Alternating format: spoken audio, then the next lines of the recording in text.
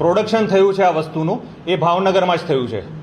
કોઈ પણ દિશામાં જો કોઈ એવું કહેતું હોય કે અન્ય કોઈ જગ્યાએ થયું તો please do not follow such circumstances. માત્ર ભાવનગરમાં રો મટીરિયલ આવ્યું છે, ભાવનગરમાં જ એનું પ્રોડક્શન થયું છે. ગૌતમના ઘર એક એવી જગ્યા છે જ્યાં એની પ્રોડક્શન ફેક્ટરી તરીકે આપણે આઈડેન્ટિફાઈ કરી છે અને એ બાબતે એના પુરાવા અમે લોકો એકત્ર કર્યા છે.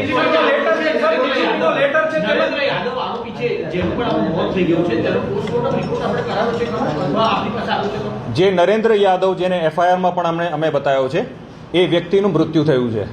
આ નરેન્દ્ર યાદવ એ વ્યક્તિ છે કે જે મધ્યપ્રદેશથી 1 કે 2 દિવસ પહેલાં આવે છે અને આ જે લઠ્ઠાવાળો મિથેનોલ યુક્ત દારૂ જે બનાવ્યો છે એ બનાવવાની પ્રક્રિયામાં એ જોડે હતો અને એણે બનાવ્યા પછીનું એનું પ્રાઇમરી પહેલો કન્ઝમ્પશન કરવાવાળો વ્યક્તિ એ છે.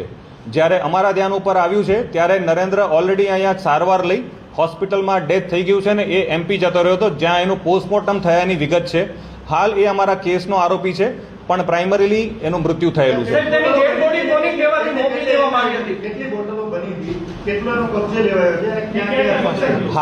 હાલ જે તમે એફઆઈઆર જોશો, એફઆઈઆરની અંદર અમે ડિટેલમાં કેટલું પ્રોડક્શન થયું છે એ કર્યું છે. ઉપરાંત અમે ઘણો બધો જે રો ફોર્મની અંદર અમે લીકર કબજે કર્યો છે અને થોડું જે છે હાલ અમે લોકો શોધી રહ્યા છે. તપાસનો વિષય છે. Within a day or two હું તમને એક્ઝેક્ટ ફિગર આપી શકીશ.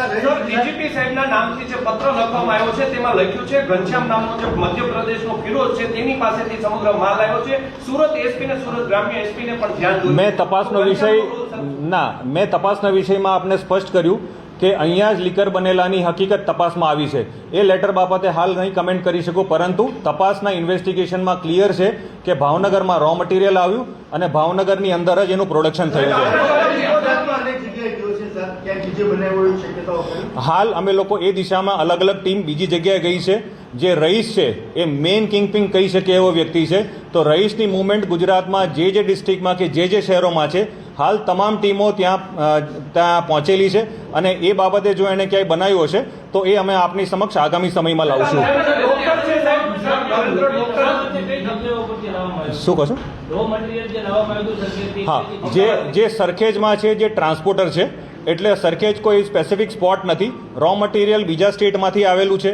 ઇથેનોલ, મિથેનોલ કે એનો એસેન્સ કે એનું સ્મેલ માટેના જે કેમિકલ્સ છે અલગ અલગ જગ્યાથી આવ્યા છે અને પ્રોબેબલી રિમાન્ડના પ્રોસેસ દરમિયાન અમે આપની સમક્ષ એ વિગત કાઢીને રજૂ કરશું.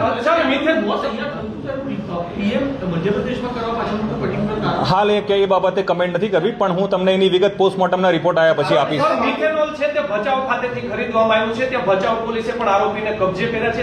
કચ્છ મુન્દ્રા સુધી તપાસ. એ વાત એવું વિષયનો કોઈ તથ્ય નથી. હાલ 21 આરોપીઓ જે એફઆઈઆરમાં છે એમાં નરેન્દ્ર યાદવ છે, એનું મૃત્યુ થયું છે. અમે લોકોએ 13 આરોપીને હસ્તગત કર્યા છે. રહીશનો જે મેઇન રોલ છે, રહીશને અમારી ટીમ મધ્યપ્રદેશથી લાવીને ભાવનગર લઈ આવી છે. એને એરેસ્ટ કરવાની ને એને પૂછપરછ કરવાની પ્રક્રિયા ચાલુ છે. આ ઉપરાંત અન્ય જેના રોલ નીકળશે એની અમે એફઆઈઆરમાં એડ કરીને આમાં ઇન્વોલ્વ કોઈ પણ વ્યક્તિને અમે છોડશું નહીં. નરેન્દ્રનું શબ છે તે પીએમ પેરા સિવાય સર જવા દેવામાં આવ્યો છે. સર નરેન્દ્રનું શબ છે આજે સાંજે નરેન્દ્રનું શબ છે તેનું પીએમ ન કરાવવામાં આવ્યું. ભાવનગર પોલીસના કોઈ અધિકારીને તેમાં સસ્પેન્ડ કર્યા છે. શા માટે આવી તેમને કામગીરી? અમારું કામ તપાસનું છે, એ બાબતે કંઈ કોમેન્ટ ના કરી શકું. એ પોતે મધ્યપ્રદેશમાં એ લોકોનો સંપર્ક થયો હતો જ્યારે અહીંયાથી એ લોકો નરેન્દ્ર ત્યાં રહીશ અને ગૌતમ જ્યારે મધ્યપ્રદેશમાં એક જોડે મળ્યા હતા ત્યારે થોડા સમય પહેલો એ લોકોનો સંપર્ક થયો હતો. જે કેમિકલ્સ છે બેઝિકલી કન્ટ્રી મેડ લીકર પ્રક્રિયા ટાઈપનું છે. IMFLની બોટલ્સ છે અને અલગ અલગ કેમિકલ્સ યુઝ થયા છે.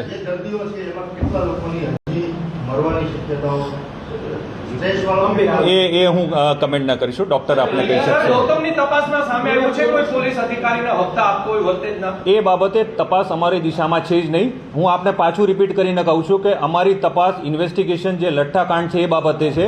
પ્રાઇમરીલી પ્લીઝ અન્ડરસ્ટેન્ડ કે અમે લોકો એ દિશામાં કામ કરીએ છીએ. આપણે જે આરોપીઓનું લિસ્ટ બનાવ્યું તેમાં નરેન્દ્ર યાદવ નામનો આરોપી છે.